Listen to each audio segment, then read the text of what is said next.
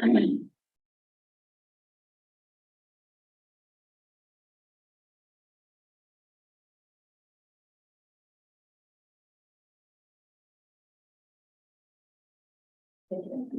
All right.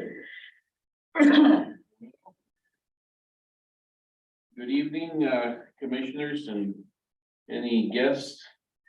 I'm calling to order the 415th regular planning commission meeting. And Ashton, would you do the roll call, please? Commissioner Brennan, Here. Commissioner Donovan, Here. Commissioner Everly, Here. Commissioner Alvarado, Here. Commissioner Wagner, and Commissioner Ricewood. Present.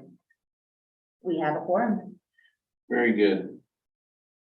Do we know, is there any public comments? We did not receive any in written word and we have no attendees. Okay. So let's move on to consent agenda. And which includes approving the agenda for June 20th meeting, which is today's agenda, and approve the minutes from the May 16th, 23 minutes. Do I have a motion? A motion to approve, Commissioner Ricewood. Do I have a second? A second. All those in favor say aye. Aye. Aye. Aye. Any opposed? Okay, motion carries. So now, let's go to the regular agenda. John, would you lead us through that? Absolutely. So we are in the process of annexing the Martin Airfield property, airport. We received an annexation request this spring. It includes, can I have permission to share my screen? I'm going to go ahead and pull up a map. You picked it up? Oh, Pull up the county yes. parcel map version. So we received an application to annex the Martin Airport property, LLC. It's the application included a couple of other residential properties that are pretty much surrounded by the Martin Airport property, which includes property north of the creek where the airport is, and south of the creek, and the upper bluff area. You can't see my screen now.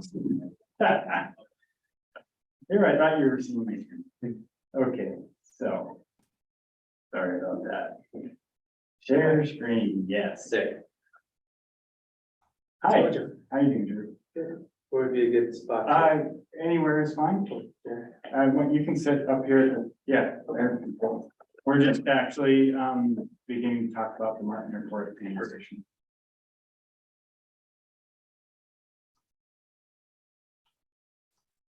Okay. Can you see my screen now? There we go. Okay. So Martin Airport property. You can see the airport runway there. It goes all the way out to Hampton Lane. It's bordered on the north by Whitman Drive. There's property south of the creek that's owned by Martin Airport LLC. It goes up, there's an upper bluff area. It's directly adjacent to a residential development to the east. It's in our urban growth area. This upper bluff area, I want to say it's about 14 acres. And its land use is residential. The other areas, because of timing and where things were at in our urban growth, in our comprehensive plan amendment process, it didn't receive a land use back in 2018, in our comprehensive plan, under prior comprehensive plan that had a light industrial land use. There are 2 residential properties within the development or within the Martin Airport boundaries that are owned by different parties other than Martin Airport LLC. Those properties have not desired to participate in the annexation. That being said, the annexation method that is being proposed and that has been accepted by the city council in terms of moving forward includes those properties. The application is being reviewed under the 60% annexation method, which means that if the petitioners have 60% of the assessed valuation in the area proposed to be annexed, the city then could include those other properties in the annexation area without their consent. So the council understands that and they are moving forward with the annexation process under the assumption that those 2 properties are included. Of course, there will be a hearing in July. Regarding that, there also needs to be a hearing on the proposed zoning. And since generally we don't bring annexations to the planning commission because we already have in our comprehensive plan land use that tells us what the zoning should be. In this instance, we don't have that. So we're Greg Dorn, our consultant, has done some research on, the steps that need to take place in order for us to assign the zoning outside of a comprehensive plan amendment process. And we're seeking recommendation from the the planning commission. So the proposal, and this is likely to see a few tweaks. The applicant actually hasn't had a chance to review and comment on what we're proposing regarding the zoning. I'm not showing that. So John, can you clarify for us, those properties south of the creek? Are those the 2 that you're saying that are not, that are also part of the annexation? That one right there? So this property here, it's 1827 West Whitman, and then the other one is 397. Okay. What's that? It's an interesting shaped lawn. Yeah. Yeah, it seems to be following the creek, and these could be slightly off. They often are. They're the county's property boundary layer. Sometimes they're known to be off, so we'll have to. The actual annexation area, the legal descriptions for each parcel will be reviewed and by the surveyor and to make sure that the areas are correct. So then the other parcels in that block are all owned by the same. Yes, this particular one that I just popped up here, the Carmi one actually is, the county information isn't showing the most recent, ownership, and Martin LLC, Martin Airport LLC owns that piece as well. Okay. So, let me show you And so that other parcel though, that has the bluff, just the bluff area is some residential, or is the whole parcel some residential? this bluff area in the comprehensive plan was assigned to land use of residential. Okay. So let me show you. So I have clicked on. Why is that to me here for section?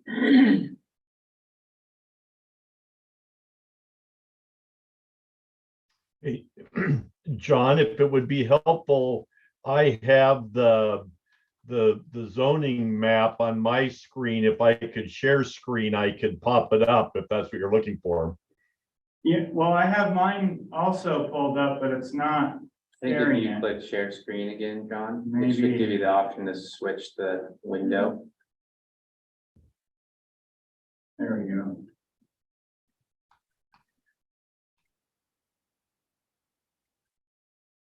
So, this is actually pretty hot off the press. Greg Dorn's consultant, I got this drafted up for us this evening, so the applicant hasn't had a chance to see this, but, you can see approximately 96 acres. Let me see if I can make this a little bigger.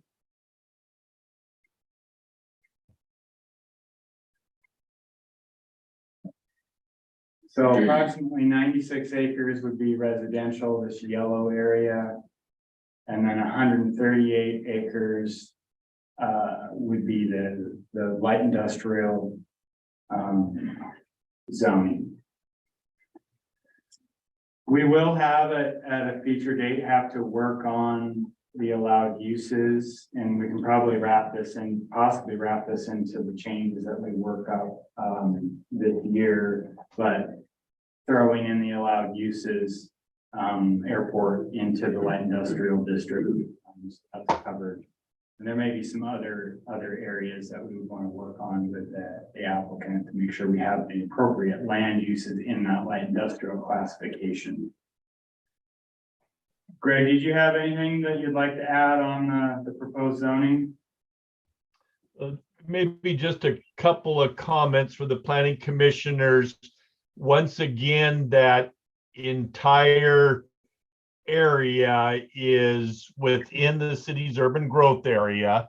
And that has been a part, and it is the county that formally designates the urban growth area boundaries. So this area is on the county's future land use map and the city's future land use map as an urban growth area. And the expectation is that urban growth areas would be annexed to the city when the property owners are ready to do so.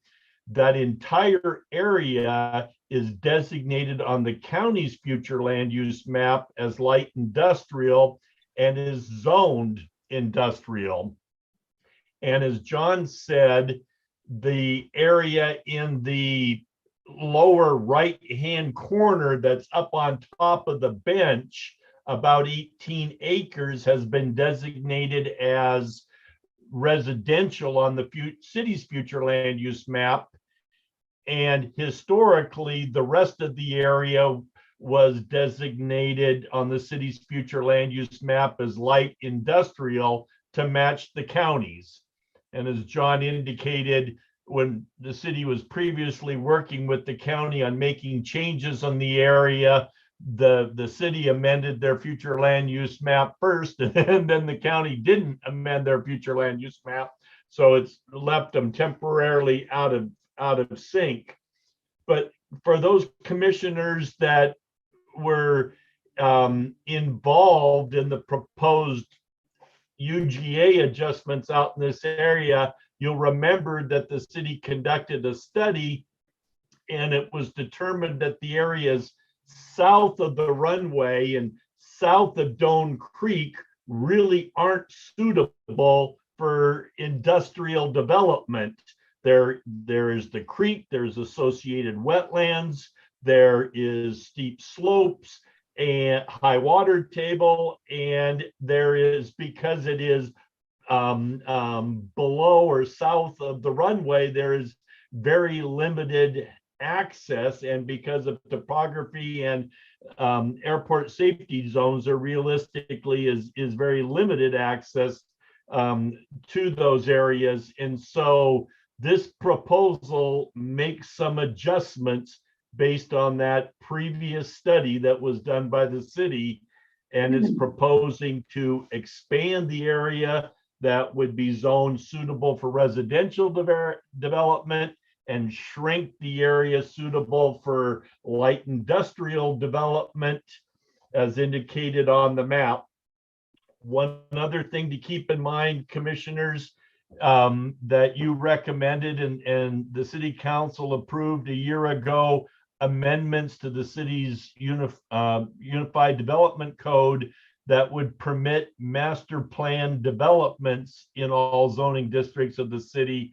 And given the size of this development area, it would be very appropriate to consider a master plan development to guide the development of this area over a multi-year period. So the map highlights the proposed zoning. There is an argument that procedurally that the city could proceed upon annexation, but just to be safe from a procedural standpoint, as John said, there will be, in addition to the public hearing on the proposed annexation, there will also be a public hearing on the proposed zoning. And that will provide an extra level of procedural protection, if you will, and enable the city to proceed with certainty. So this is the recommendation. The project sponsor may have comments on it, Planning Commission, you may have comments on it, and the public may have comments on it. And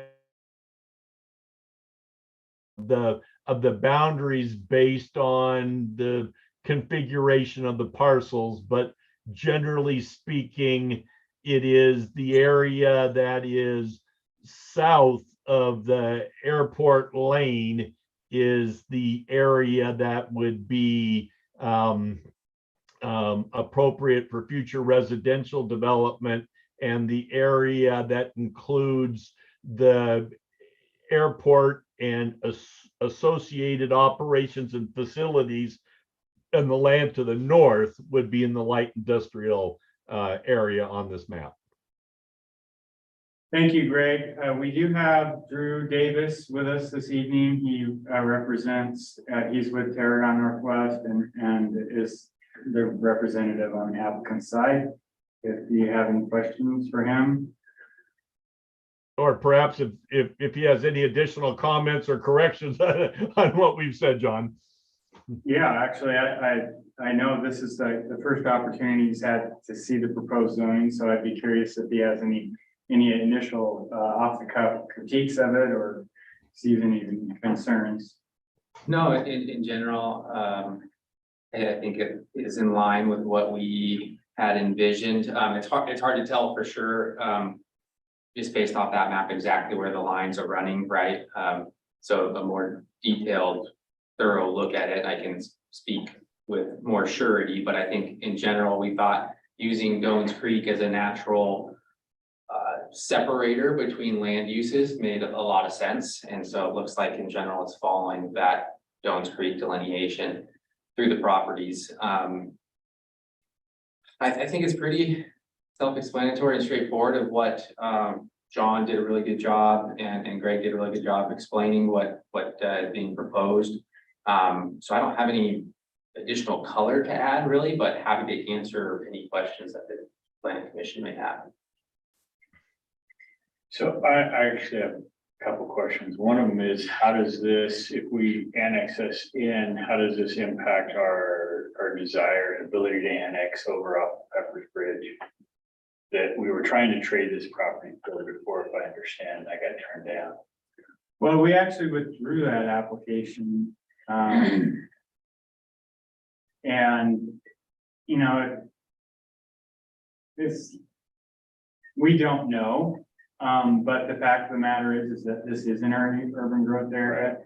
And so we're treating it as such and don't have any plans to change that. The administration and the mayor want to move forward, and I think the council is interested in moving forward too, just based on their their vote to proceed with the annexation and include the entire area. John? Yeah, I think it's fair to say that any additional and residential growth and development in the city will create additional demand for additional land that is suitable for commercial development. And as we shared with the county in the past, there's very little commercial land or land in the city that is zoned or capable of being zoned commercial that's suitable for development. So as the city continues to grow, the argument in support of the city growing to the southeast on the other side of the highway, over by the high school, where water and sewer services can be provided, there'll just be a more compelling argument to add that land, particularly the land right opposite the high school from on the other side of the freeway or highway from the high school. and we're in the process of updating the countywide planning policies. We just had a meeting with the consultant that was just hired by the county and the two cities. Actually, this afternoon, we'll be having our initial kickoff meeting with the project management team, which for the city of College Place consists of staff and then Norma Hernandez, the mayor, and Mike Rizzatello, and then Greg is assisting a little bit on that as well. And so we're beginning that process in July. There'll be an opportunity. We'll bring some updates as we get them to the planning commission. And that is really going to be what helps us expand our growth area. It's going to be a major topic in that update. So, One question. Yeah. For Drew. The split there on the light industrial and the residential, can we speak a little bit to the desire for the light industrial or versus just all residential or? Yeah, so our intent, and right now, everything is somewhat conceptual on what ultimately this gets developed into. But our intent from the beginning of acquiring Martin Airfield and the surrounding property was to continue to have that operate in aviation use as an airport. And so we have some conceptual plans to make runway improvements, potentially widen or expand the runway, add additional facilities out there to support the airport, additional hangars. I'm sure you guys have seen the property out there. I mean, it's seen better days, so potentially removing some hangars and redeveloping new hangars. And then expanding potentially aviation related industrial uses out there with some standalone industrial type buildings is kind of the general thought for now. But we bought that property a couple years ago now from Mr. Dave Cheney, who owned it for many decades before then. And part of that deal, we sat down with them and we said, hey, we want to be good stewards of this airport and what has been historically operated here. And so that's why we didn't look to go residential in that area, is because we really like the prospect of continuing the airport and the aviation use there. And it could meld in with some other industrial related uses, maybe not aviation related, but that's the focus of ours. Commissioner Everly, go ahead. Yeah, I was just kind of curious, looking at this, do you plan on adding another main artery to access that additional annexed residential area?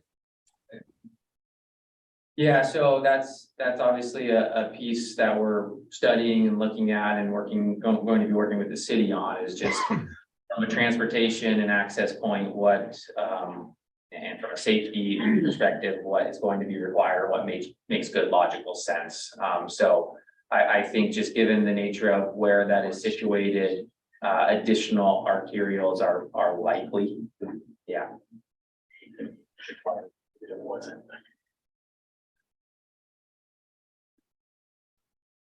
Is there anybody else? Any other commissioners with questions? If not, I have a couple of questions. So I wanted to clarify with John or Mr. Dorn, the two parcels that did not want to be annexed, they're in the residential area, correct? Yes. And so I just kind of wanted to, I guess, clarify that the current uses of those properties are allowed in the residential zoning. Because I know one of those has, like riding stables and riding lessons and things like that. Is that a use that would be compatible with the residential zone? We do have uses that are we allow animal uses like that. Yes. Large stock animals. I'm not sure exactly how the terminology for it, but horses, cows. You know, they had obviously on a 6,000 square foot lot, that's going to be challenging and wouldn't be possible. But on acreages such as these, that's totally possible, and they won't be considered, you know, non-conforming. And the fact that they, I mean, the little I know of it, like they run a business out of there, so that's still gonna be okay, or are we hampering the current use?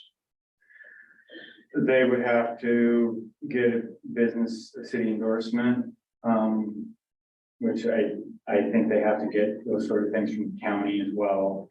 So it wouldn't be an issue from the city standpoint. And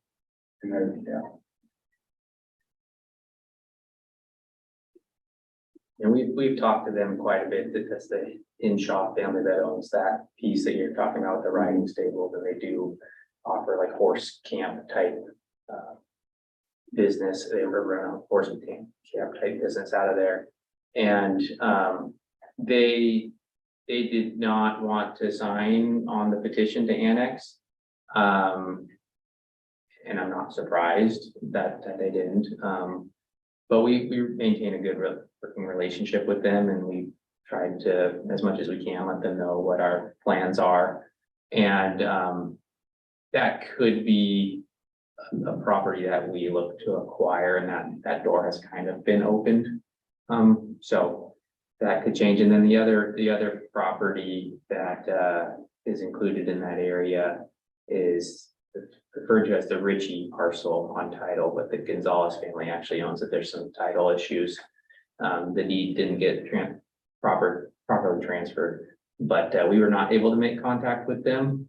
So I don't know if they're even fully aware. We reached out, we talked to them in the past many years ago, but there hasn't been an open line of communication. So we're not sure if they're fully aware of the annexation petition or not, but we did attempt to reach out. Okay, thank you. So the advantage to the city obviously is the increase in value and tax revenues. I anticipate there's going to be an increased load and call to service in those areas. Any other potential downsides to the annexation? This is Greg again. One could argue that a potential upside is that the county zoning in that area is industrial, and the two residential uses would be a more compatible fit under the city's residential zoning than they would be under the county's industrial zoning. So from a compatibility standpoint, the annexation of proposed zoning designation that the city is reviewing now arguably would be a better fit. Another advantage to having those parcels in the city limits is that it allows us to work with the property owners in conjunction with whatever their development plans are, and in applying for grants. There is a need for a water storage tank or tower or something of that nature out there, and we've already begun working with JV engineers on location of that water storage reservoir. So there, yeah, from a city standpoint, there are reasons to have it in the city limits, so that when we actually do these infrastructure facilities, we are serving populations that benefit from them, and also have a possibility to do partnership to fund those facilities. Like we have Commissioner Everly's got his hand raised. Yeah, I just had another question that just came to mind. Was curious if there's been any thought put or any ideas around what the density of that residential area is going to look like, or how large those plots are going to be subdivided into just yet? Well, we shoot for, correct me if I'm wrong, right around 7.5 units per acre. And that's what our planning numbers are. I doubt we would see much more density than that. But typically what you see with these newer developments that come in, they do try to maximize the amount of density that they can get into an area.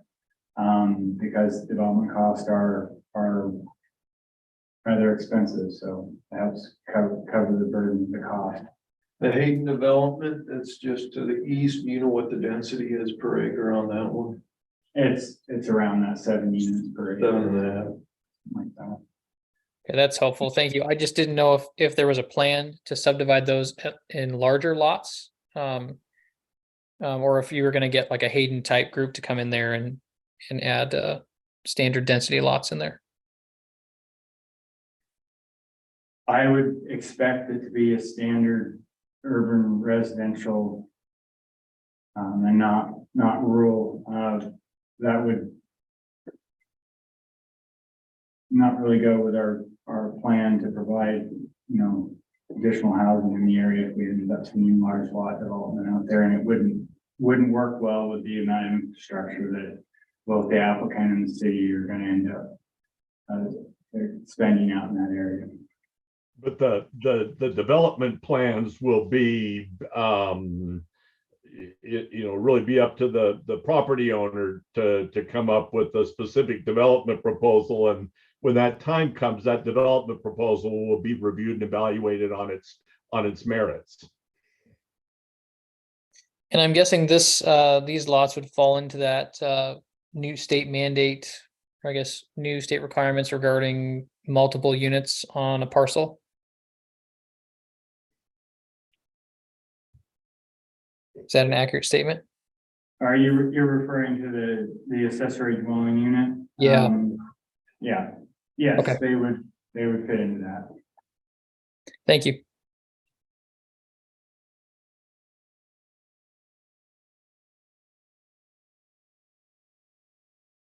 So, we have a recommended action that's being highlighted now.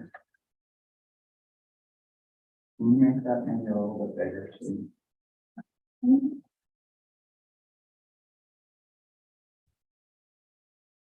Any commissioners have any additional questions?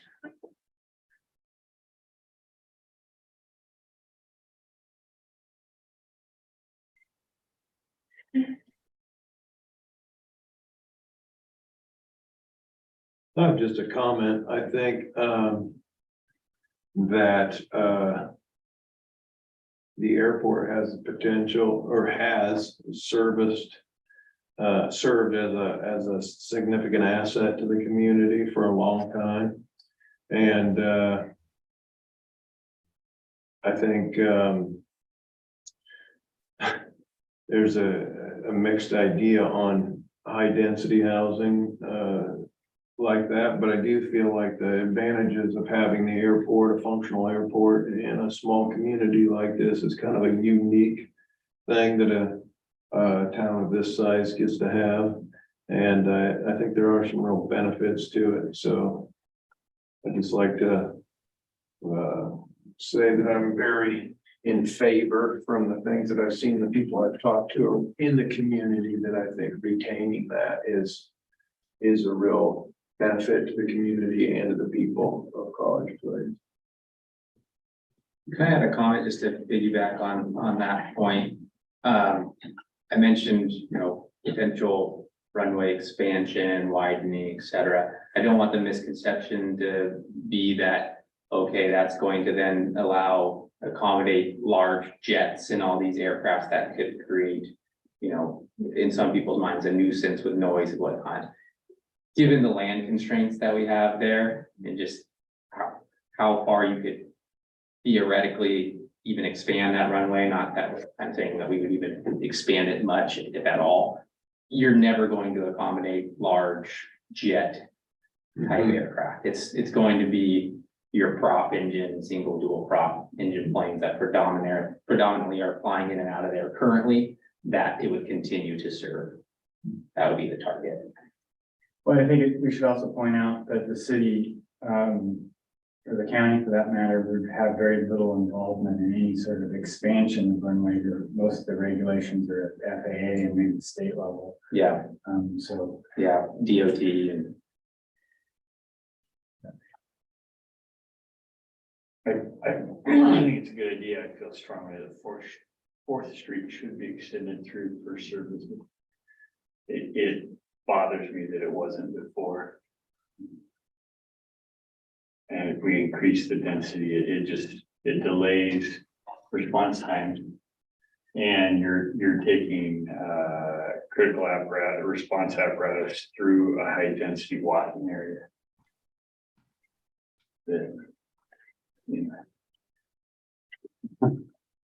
I echo your concern. Agreed with Fourth Street. So that's a parentheses, that's not anything. That doesn't have anything to do with tonight. Because personally, I would argue against it. Yeah, let's not go down there. So if there's no more questions from the commissioners, I do have an action. So it's a motion recommending that the city council assign light industrial zoning to the Martin Airport LLC property actively used as the airport, which is the property generally located north of Dome Creek. And then single family residential to the property for residential uses properly generally located south of Dome Creek. So I don't know, maybe I got it out of my, but that's a motion. Do I actually need somebody to do the motion, right? Yeah, would somebody like to So- make a motion? Yeah. That's an example. We could also reference that exhibit map, since we have a map now to reference. So we have an action that we would like similar to that, if somebody would offer that motion. I'll make a motion to recommend city council assign light industrial zoning to Martin Airport LLC property actively used as airport for property general located north of Dome Creek, and single family residential to property with residential uses and property generally located south of Dome Creek. Is that good? That's good. Okay, We perfect. have a motion. Is there a second? Second. Commissioner Wagner. All right, then let's, all those in favor, say aye. Aye. Any opposing? So it carries unanimously. Great, thank you. So that give the move from the regular agenda to the next item, the UDC amendments. I think thank you for being here tonight. Yeah, It's thank helpful. I'm just gonna open the floor up to Greg. Greg, do you wanna? Yeah, which, So we have the memo I The can't SEPA see all memo- the agenda items, John. Which order? I have them all lumped in under one item. So, you had two memos that you provided, one on the SEPA exemptions and then the other one on just the general development code stuff. Right. So would you like to start with SEPA then? Sure. Do you want us to open the document or do you want to share your screen? How do you want to proceed? Either way, it might be easier for you to do so, but I have it on my screen. Either way, I just would have to be authorized to share them. You're authorized, you're free to share. Okay. So, let's see. There we go. Is that? Yeah, we can see that. And Now keep in up on mind, the we are screen? now 41 minutes into this meeting, so. Well, if that's encouragement to go quickly, I certainly can.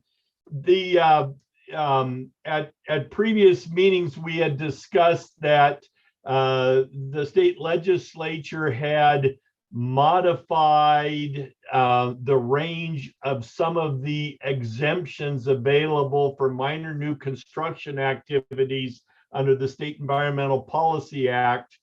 The city of Walla Walla has recently gone through and updated their minor new construction exemptions. The cities around the state are doing the same with varying results. And so the memo, commissioners, we have I highlighted what the maximum new threshold is, and we have identified what the city of Walla Walla set as their threshold. So for instance, the construction of up to what was originally 9 single-family residences was exempt from SEPA. The state law now allows up to 30 to be exempt, and the city of Walla Walla set their exemption at 14. With respect to multifamily, the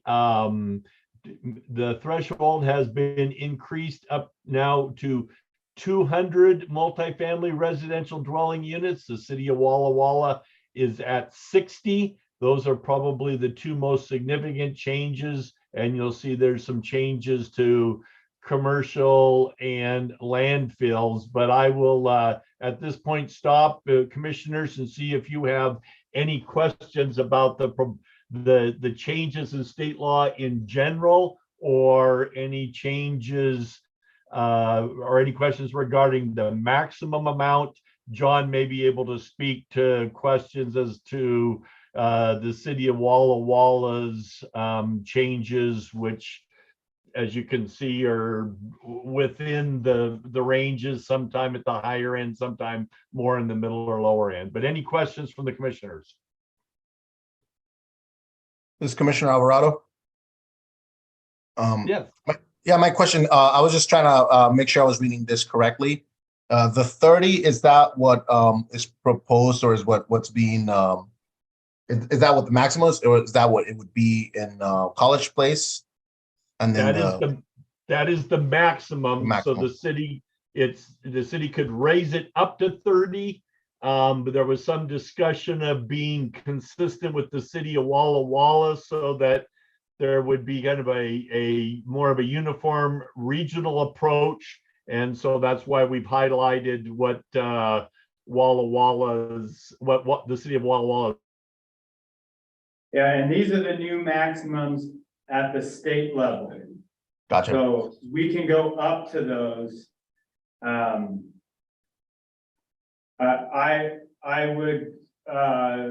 would recommend not going that high on any of these first three, simply we use the environmental review SEPA to help us develop any impact fees that might be associated, or direct a developer to improve an intersection or tell a developer, for instance, that they need to, build a road in a certain area that might be outside of their development. Walla Walla has moved to some of these higher thresholds, not obviously to the state maximum, but they also have put in, are closer to putting in place just flat impact fees for traffic mitigation, for instance. So that allows them to more easily go to those higher levels because they can just say, okay, per dwelling unit, your impact fees are going to be this, and then they can spend that money directly on as they see fit to intersections that are impacted. And my follow-up to that would be, what would be the decision in College Place outside of perhaps just going with kind of what Walla Walla has? Is this something of the planning commission or city council or both? Hey, John, this Yeah. is Greg.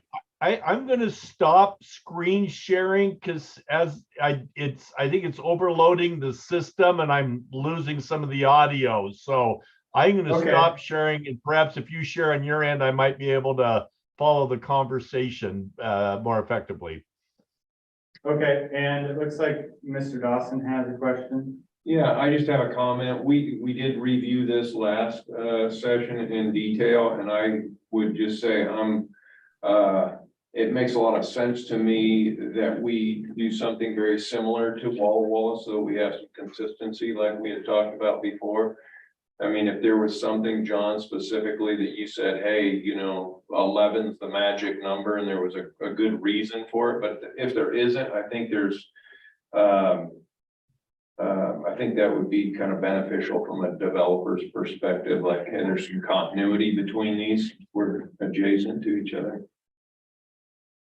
Yeah, I can see where 14 is a reasonable enough number. It's not a large enough number that we would have the potential to be approving a subdivision that is going to have a really significant impact on our existing infrastructure. They didn't do anything with this or they didn't adopt the units A there. Yeah, they didn't do, well, they went up to 60, is that what it said? Mhm. Yeah. And I multifamily, I think that's probably reasonable. I don't have really concerns too much with what they have proposed with what Walla Walla went with in this regard. So a comment that I would have, that I think I expressed also last session, is that in concert with these changes, that then the city should really implement probably some other rules that are a little bit more prescriptive than, like you say, City of Walla Walla has instituted a transportation impact fee, or other measures, which I don't know, they may already exist, but as far as mitigating for being adjacent to a critical area or mitigating for some other things that usually would be coming out of SEPA. Yeah, well, and we have those sort of things like environmental concerns, like critical areas and whatnot. Those can be things that while maybe you're only proposing 13 units or 14 units, and you would be exempt if we went to that level. But a creek runs through it, then we would have to go through environmental review for the creek, and make sure that those requirements will be met.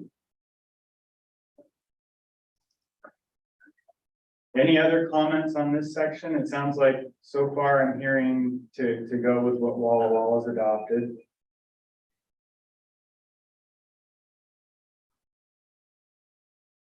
Doesn't look like we have any other comments on that section. So here's the next part of the evaluation. Greg, if you want to take it from there. Before we go, I have another question on the multifamily.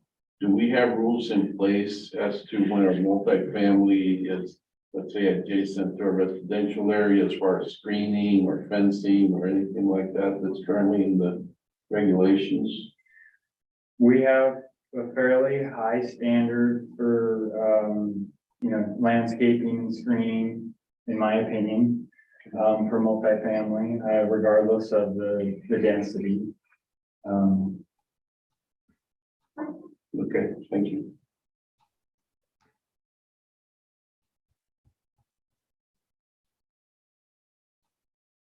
You there, Greg? Yes, yeah. So then the next item, John, is the changes that would implement the new state legislation regarding accessory dwelling units. And as we discussed at the previous meeting, there are some significant changes there.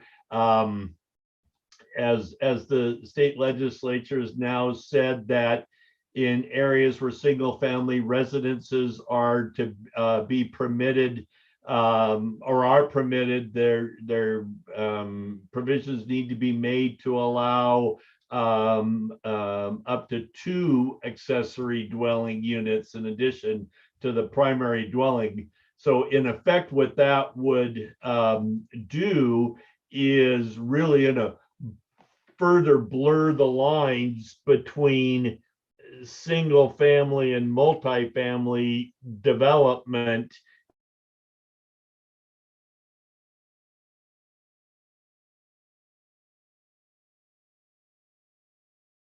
And you'd basically have single family effect become 4 or and so there. Greg, you're cutting in and out, but have you moved on?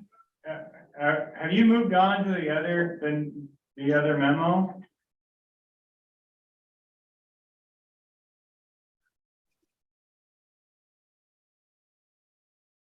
Well, does anybody have any comment on the maximum threshold for construction of office, school, commercial, recreational service storage buildings? Oh, I'm sorry, John. And you're breaking up again. You're coming in and out, and I'm missing things. Yeah, I think we're still on the SEPA. Okay, my apologies. And you're cutting in and out quite a bit. Yeah, I'm having the same No, you're having. Is there a way they could call like on the phone directly versus on the web? That would be easier. Greg, do you want to? You know how that would happen. Yeah, the email you received to get to the Zoom, there's a phone number to call. Hey, Greg, do you want to try calling in? That email that was sent to you with the link to the meeting has a phone number that you can call in. Okay, I'll give that a try. Or you might maybe try going out and coming back into the meeting. That sometimes helps. Okay, I'll try my phone.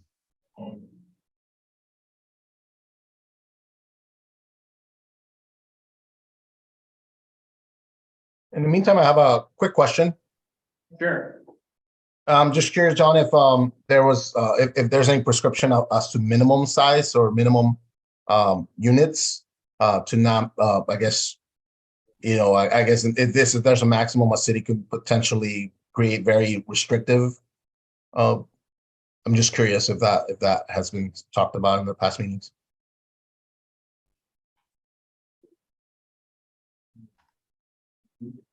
Minimum, maximum lot sizes. More like minimum number of units. You know how there's a maximum. Curious if there's a minimum units that in this that would trigger a SEPA. It's usually a minimum threshold or maximum threshold requirement that is what triggers it.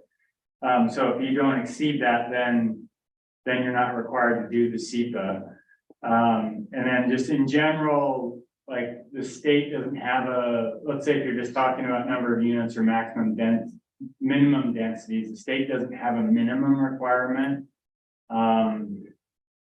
For it, for any sort of density or unit sizes, of the nature. So we're only looking at maximum.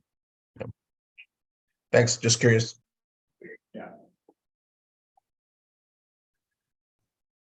So while Greg is trying to get back with us, the state bumped up their, this is number 4 is kind of your general commercial or schools. And, so it's 30,000 square feet is the maximum gross floor area. And associated parking for not more than 90 automobiles. So, you know, your typical big box is not gonna fit within this, you know, Walmart is, you know, 100,000 square feet or more, you know, and way more than 90 automobiles. This would be fit more into like a strip mall sort of category.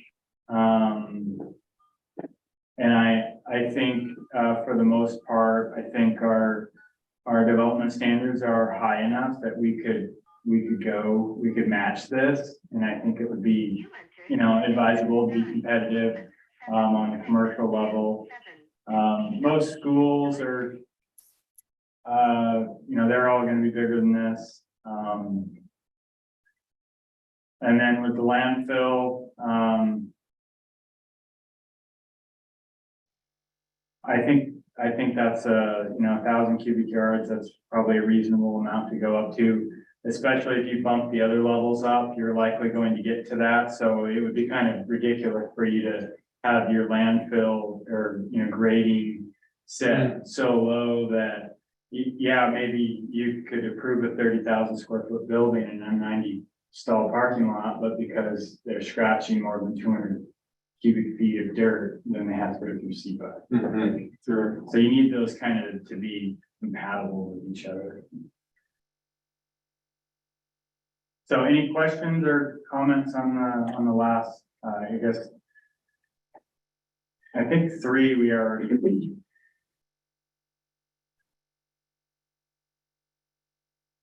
I think we're already at 40,000 square feet or maybe 30,000 square feet per barn. So. Any comments on those there? No. Okay. I think, yeah, the consensus of the last meeting was to kind of go with the match of what Walla had. And I think we just wanted to point it out a little more clearly. With that, let's, let me stop share this and open up. Oh, Commissioner Alvarado, do you have another question? Your hand's raised. I do not, I'll lower my hand. Thank you.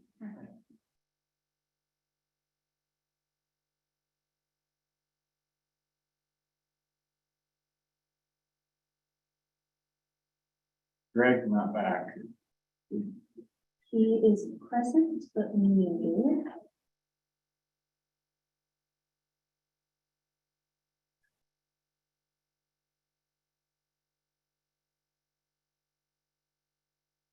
Greg, I think we're ready if you can hear us, but we're gonna start going through. Can I share my screen again?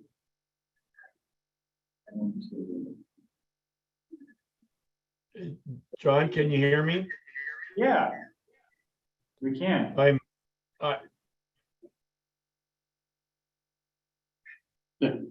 Not anymore. can you hear me again? Yeah.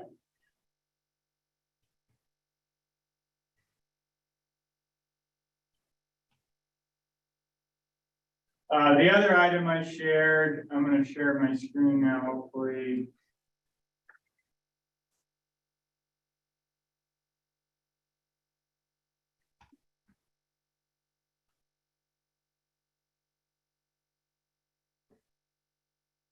Is just the working draft of the revisions.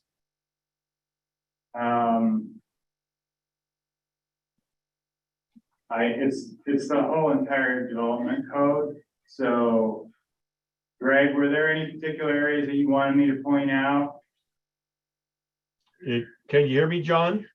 Yes? The, I'm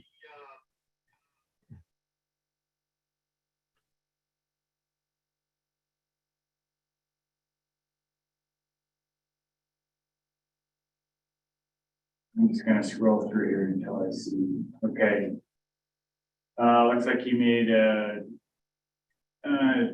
some changes on our closed record appeal.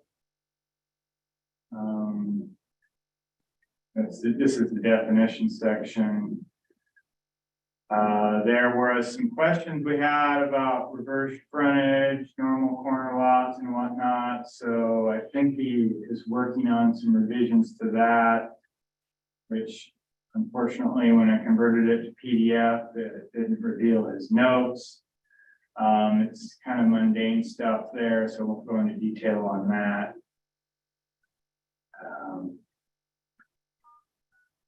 Some minor tweaks here on project and non-project.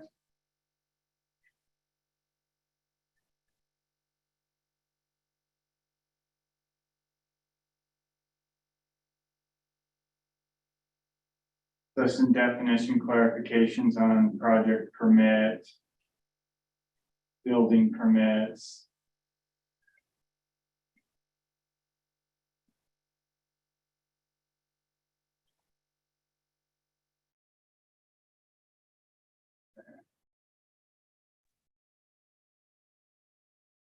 This has to do with, hello, John?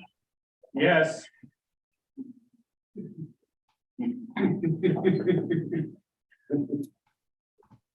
Hi, Greg.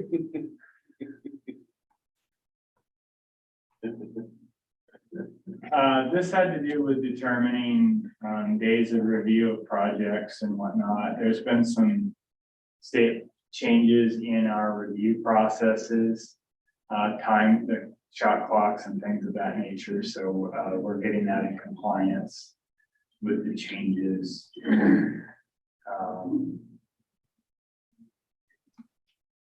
I think since we're getting an hour now, over an hour, maybe what we'll do is bring this back at the next planning commission and go through these changes more closely. But you have this draft, you can, look through it. If there's anything that jumps out at you, let us know. A lot of it's technical updates. I don't think, the big thing that's gonna be in here is the changes to the accessory dwelling unit and stuff. But there's not a lot of options for us to in that regard. Here's that permit process and it's more in greater detail.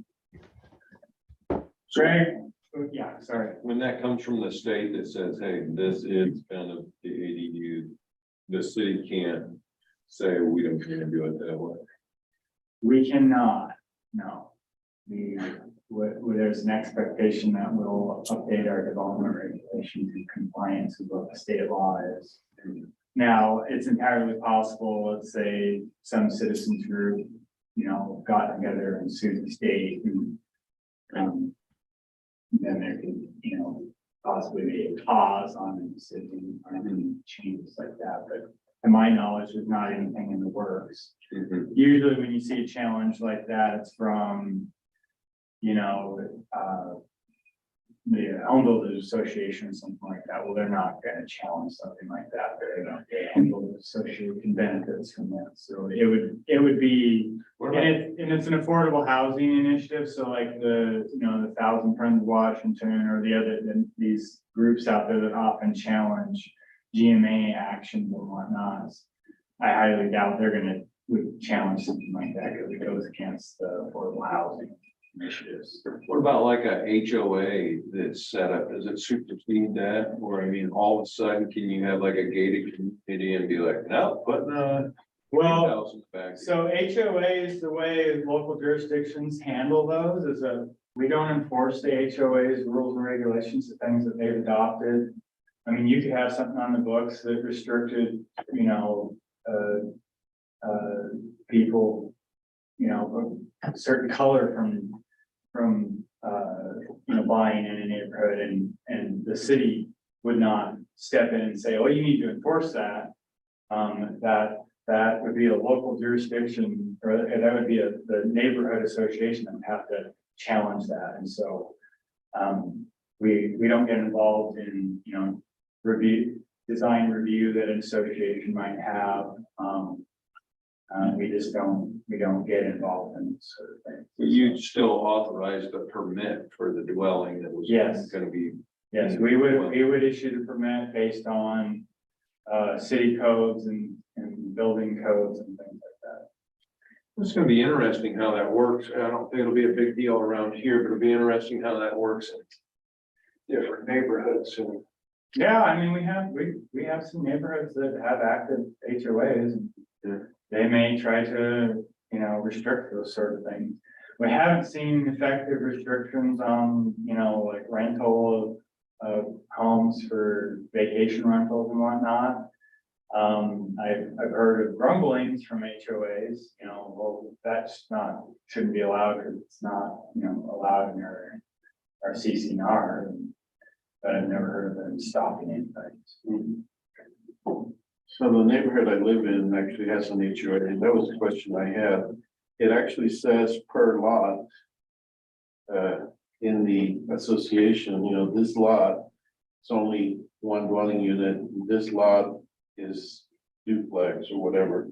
Because there's a mix, but it actually specifies which lot and what's the purpose. And so I wondered, normally, obviously you go to the city to get a permit, but part of the rules are that you need to go and get approval for any building that you're gonna do from the HOA also. Just gonna potentially put it out, some of the HOA rules and the city rules. I think a lot of that should kind of resolve itself, and that a lot of those lots in some of those developments with the setback requirements that are in place, I don't think there's gonna be the ability to do a lot of accessory dwelling units of significant size. A lot of, you know, in a lot of the newer developments, there's a 20 or 30-foot backyard, and 5 feet on the side. Yeah, I think what it'll impact more the older neighborhoods, because you might have a 10,000 square foot lots. Yeah.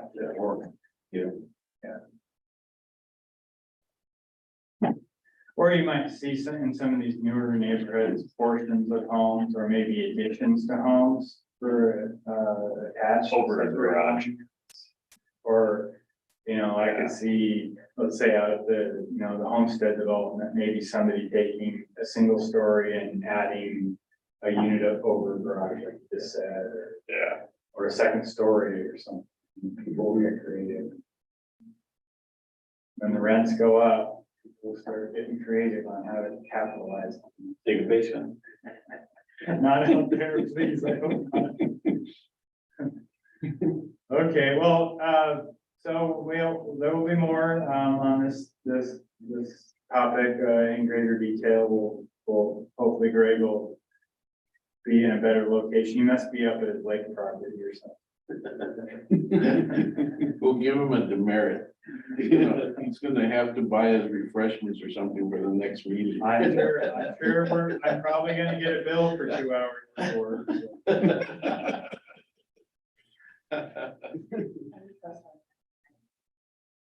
So Yeah, there was no action on it, so I think we're, unless there's any further discussion. we will table any additional discussion on 3.02.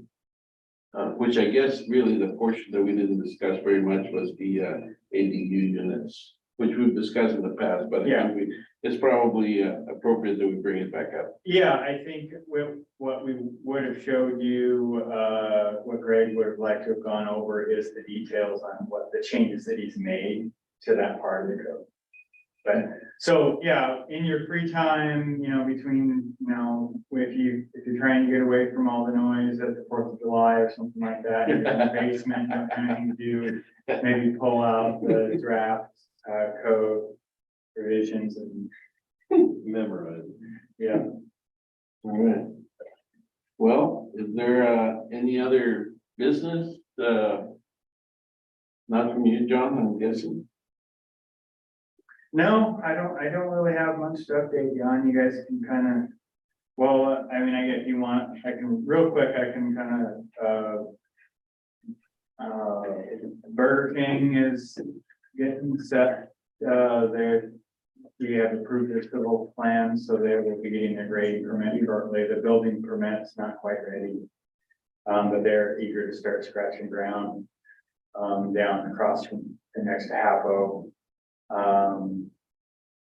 Not really much more to update on commercial stuff, you know, the apartment complex on College Avenue, they're in framing. Sad Sermon is, he has a demolition permit to demo that building on Spitzenberg, so he can build his apartment complex. Which is 40 units, across from Wimbledon Nursery. We're getting pretty close on the villages of Fort Walla Walla and Whitman on that 180 unit apartment complex. I just sent off their second round reviews of the civil plans. And it was just basically a one pager, comments, so not a lot left for them to change there. The villages of Garrison Creek, I think last month, I told you that their civil plans have been approved. They won't break ground probably till August at the earliest.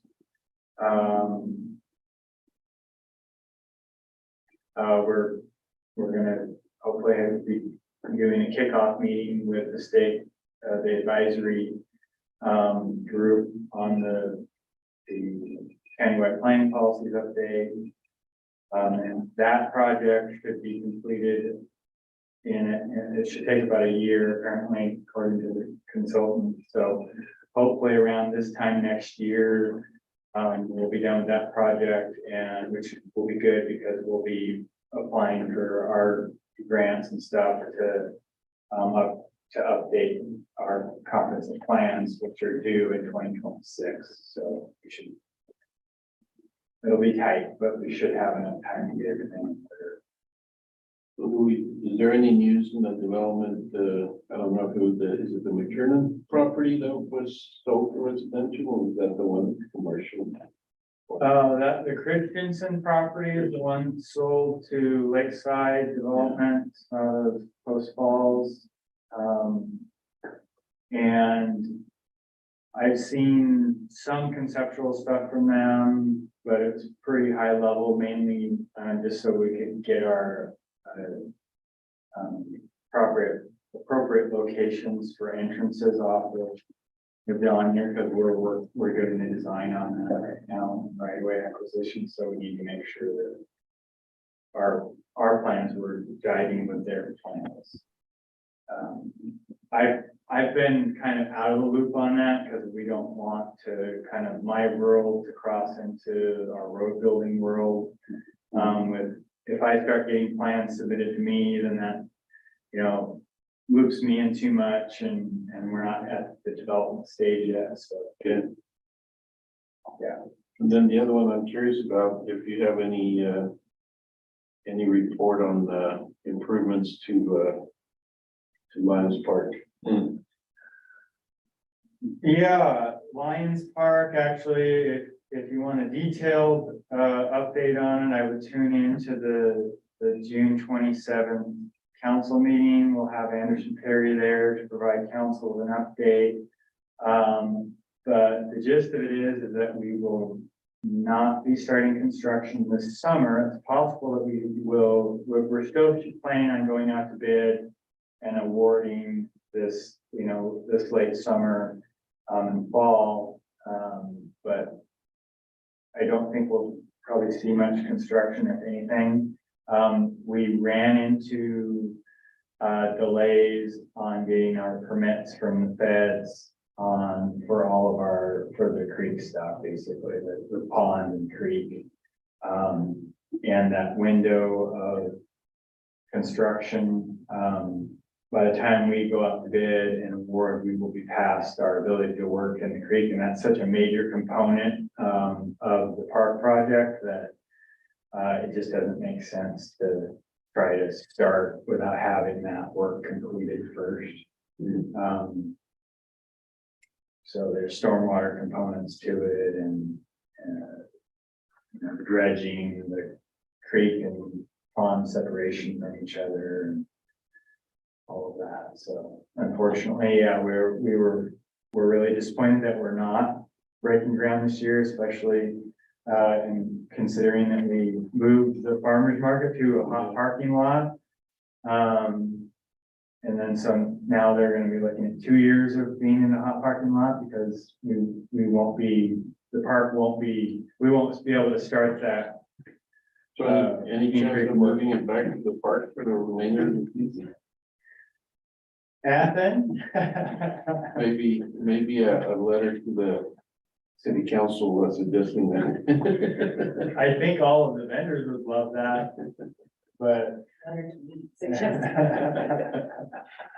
it's a real challenge when all of the, you know, paperwork and all the, everything's associated with this site. And Athens could go in greater detail. It's doable. It's doable. Are you guys considering it? I haven't brought it up to Sherry yet, but I will. And it looks like Ben has a comment or question. Yeah, you, last, time you talked about that Deer Meadows. Do you have any updates on that? Jeff Kelly's project? Just, they're kind of in a, I need to reach out, to Mark Kelly and talk to him and find out what his plans are. He was kind of in a holding pattern, him and his partner. He wasn't sure if he was gonna build it or if he was gonna try to sell it as a kind of a turnkey, you know, here's the approved subdivision, you build it type thing. So. All the plans are done Yeah, essentially, they've been approved. I don't remember if we've signed off on them or not, but it's essentially done it. There's still some right of way vacations that need to take place and whatnot of the old county right of way, and that's in the works. Nice. Any other comments? Questions? Well, if not, then suppose we conclude our meeting. Is there a motion to conclude our meeting? I motion for us to conclude this meeting. Do we have a second?